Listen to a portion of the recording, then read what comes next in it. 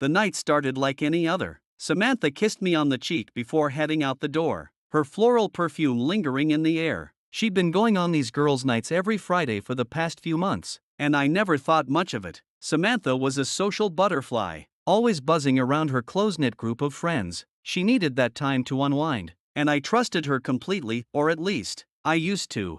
I sat on the couch, flipping through TV channels, but my mind was elsewhere. Something felt off. Her behavior had changed recently. She'd become more secretive, more distant. Her phone was suddenly glued to her hand, and her laughter seemed forced when we were together. I chalked it up to stress work had been demanding for both of us, but a nagging voice in the back of my mind told me there was more to it. It wasn't until last week, when she left her phone unattended for a brief moment, that I noticed the first crack in her facade. A message popped up on her screen from a contact saved as Jess, work. The message was cryptic but intimate, *, can't wait to see you tonight. I'll make it worth your while. Jess from work? That didn't sound like any Jess I'd ever heard of. And Samantha's reaction when I casually asked about her coworker Jess? That was the second crack. I decided I couldn't ignore the sinking feeling anymore. Chapter 2, A Plan in Motion. The following Friday, as Samantha got ready for her girls' night, I played my part perfectly. I helped her zip up her dress and told her she looked beautiful. She smiled, but her eyes darted away, a telltale sign she was hiding something. "Don't wait up," she said with a forced laugh, grabbing her purse. "I won't," I replied, masking my unease with a calm tone. She left, and I waited until I heard her car pull out of the driveway before springing into action.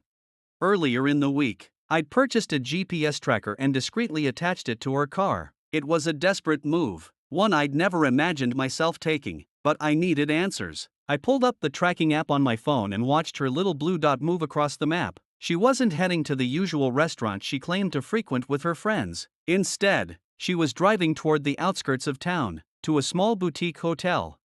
My heart sank. This wasn't an innocent misunderstanding. I called her best friend, Megan, under the guise of checking in. "Hey, Megan," I said, trying to sound casual. "Just wanted to make sure Samantha got to the restaurant okay." There was a long pause on the other end. She's not with us tonight," Megan finally said. "She said she wasn't feeling well."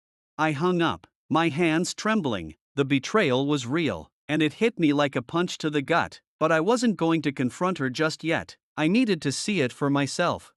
Chapter 3, The Unveiling.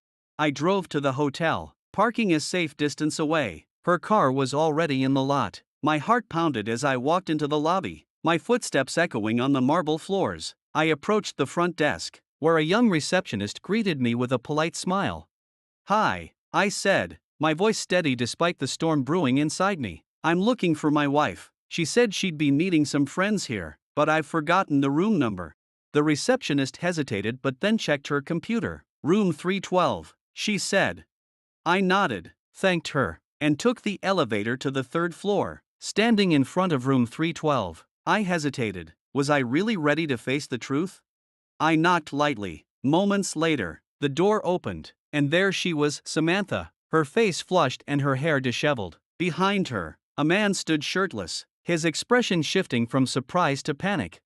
"Ethan?" Samantha stammered, her voice barely above a whisper. "What are you doing here?" I didn't respond. Instead, I pulled a manila envelope from my jacket pocket and handed it to her. "This," I said coldly, "is for you." Chapter 4, The Fallout. Inside the envelope were photos, screenshots of messages, and evidence I'd gathered over the past week. Samantha's hands trembled as she flipped through the contents, her face pale. The man behind her, who I now knew as Jess from work, whose real name was Jason, tried to speak, but I silenced him with a glare. "Don't bother," I said, "you've already said enough in your texts."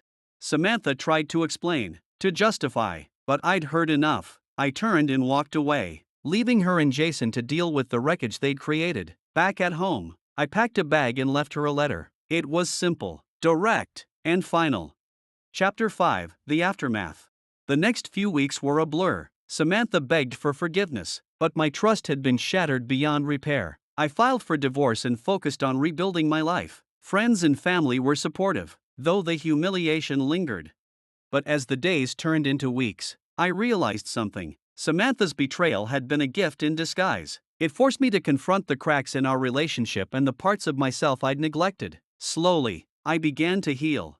And as for Samantha, she lost more than just her marriage. Her affair cost her the respect of her friends, the comfort of her home, and the man who had loved her unconditionally. Chapter 6: A New Dawn. Months passed, and I found myself rediscovering the man I used to be. I enrolled in a photography class, something I'd always wanted to do but had put off for years. Through the lens of a camera, I began to see the world differently, its imperfections, its raw beauty, and its untapped potential.